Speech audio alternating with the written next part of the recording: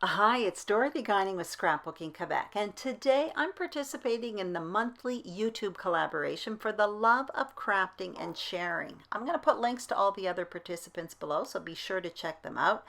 Our August theme is back to school, and our assignment is to either revisit or finish an online scrapbooking class.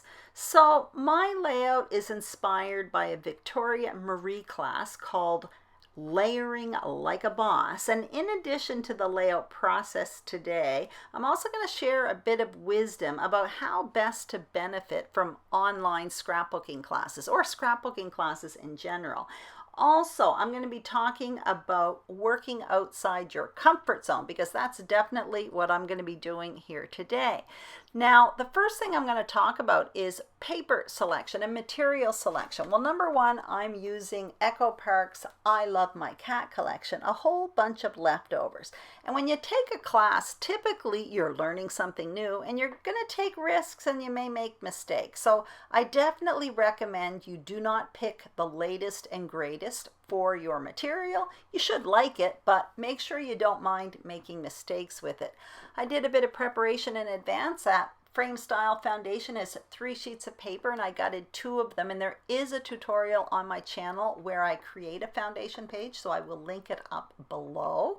Also, I have 2 photos that I matted in advance, and one of them has 3 extra layers of cardstock underneath just to add a bit of dimension, and you'll see why a little bit later on. I have this tray full of embellishments, and I also have this basket full of mixed media supplies. That is outside my comfort zone. It was definitely part of this class, so I'm really having to force myself to do it. So what you see me doing right now, in that yellow bowl, there are 2 drops from a Stampin' Up! Re-inker and 2 squirts of water. I have a paintbrush. I'm about 8 inches above that paper, and I'm just flicking it with my other finger to add splatters in the top left-hand corner and the bottom right-hand corner. I'm quite literally following along what Victoria Marie was doing in her process video.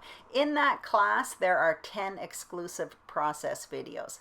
After that paint dries, I let it dry for about 5 minutes. I have to do a bit of stamping. Now, Victoria did it with a roller stamp, and she just kind of did it willy-nilly all over the page, and that is really difficult for me. I'm following along. I'm trying to learn here. I'm trying to do something new, but trust me, I'm plugging my nose here. I do not like things crooked on a page. So that stamp there is from Stampin' Up, and it says Catitude or I Love Your Catitude, something like that. And once I'm finished with that, then I've got to go really outside my comfort zone, and that is to add some texture paste. Now, I've never created a layout, to my knowledge anyway, with texture paste, so this is really, really new to me, and probably why I haven't finished this course yet. I blew through this course until I got to the mixed media section, and then I just kind of stopped. Anyway, I have a stencil from Stampin' Up! I have this little spatula, and I'm applying the texture paste. I had added a drop of Balmy Blue ink from Stampin' Up! In there just to add a little bit of color to that. And I'm adding the texture paste, a really thin layer. I don't like my pages super bumpy, so I added 2 areas where I added that texture paste. Now I'm looking at that page and I'm thinking, oh my, this is so out of my comfort zone. But I'm going to continue. I'm using old material. I'm using photos of Chester, which is no big deal. I take photos of him every day. So if I make mistakes, it doesn't matter. And I can't tell you how important that is when you're learning something new. You just kind of have to let go sometimes of what you usually do. So what you see me doing here is cutting down strips of paper. So I will put measurements for all of this on the screen. I'm cutting down 6 strips of paper, and this one here I'm going to cut it with a border strip, and that is a border maker system from Creative Memories. And in Victoria's video, she is creating an L design in the middle of that foundation page. Now, an L design is not new to me. I do it actually all the time. It's one of my go-to designs. But what I can say is Victoria does hers differently than I do. You're going to notice in a minute when I start forming the L, I do it independently. I do it off the page.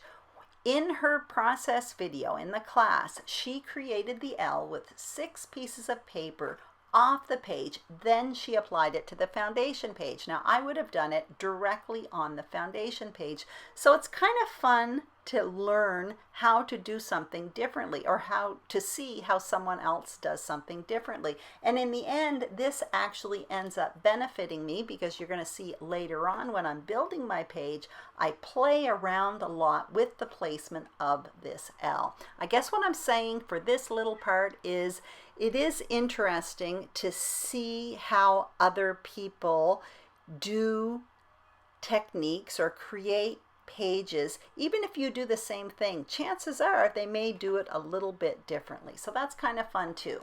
Anyway, as you can see, I have my L put together there, and I'm placing it on the page. Now, if I go according to the class, it was pretty straight with the photos kind of nestled up in the corner there. And then what I'm going to do is kind of create 3 embellishment clusters around the page.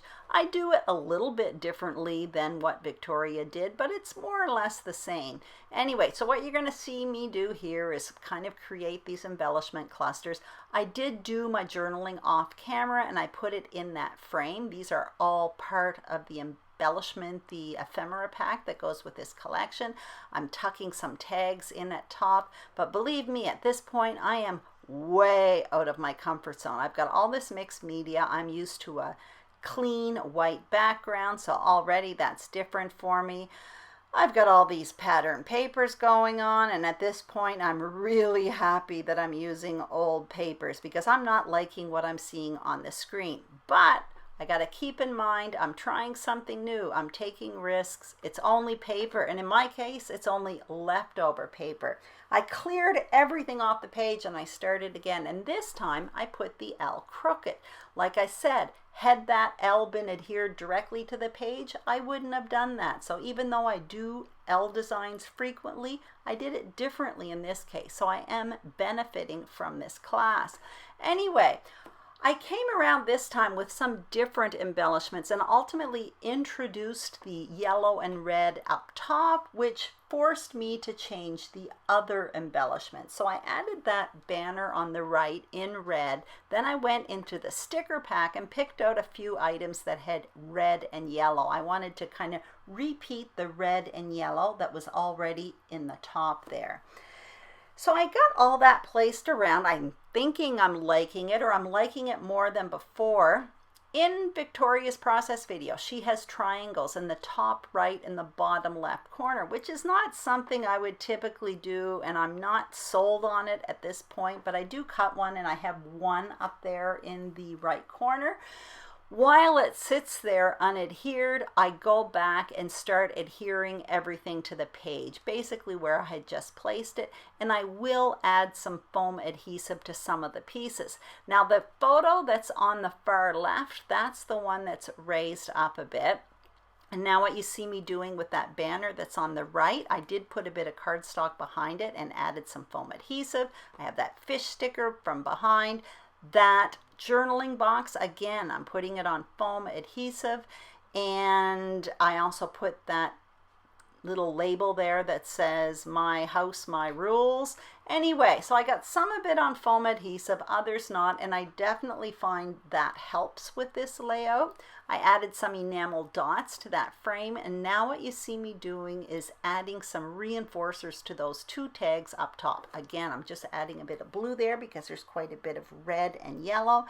And I used a hole punch and then a circle punch. The larger one is 1/2 inch circle, and the other one is 3/8 of an inch. And then what I'll do is simply add a bit of twine to those tags.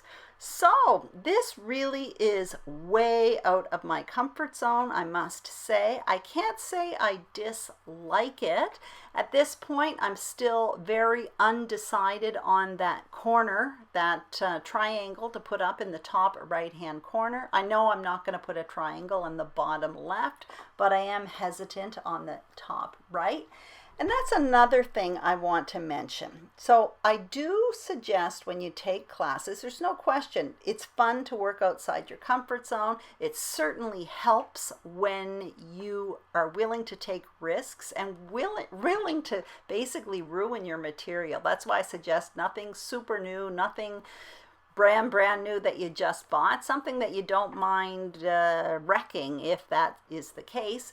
Also, if in the end you really don't like what you're doing, it's okay to respect a bit of your own personal style. Now in this case, I ended up not putting the triangle in the top right hand corner. For me, I really need white space on a layout. It just gives my eye a rest, but that's a personal choice. So I decided to keep that top right hand corner free. Anyway, I hope you enjoyed this video. If you did, please give it a thumbs up. If you haven't subscribed to Scrapbooking Quebec, I would be absolutely thrilled if you did. Do not forget to check out all the other participants. Their links are listed below. I'm also going to put a link to Victoria Marie's online classes. I have taken 2 from her and I haven't been disappointed. They're not expensive.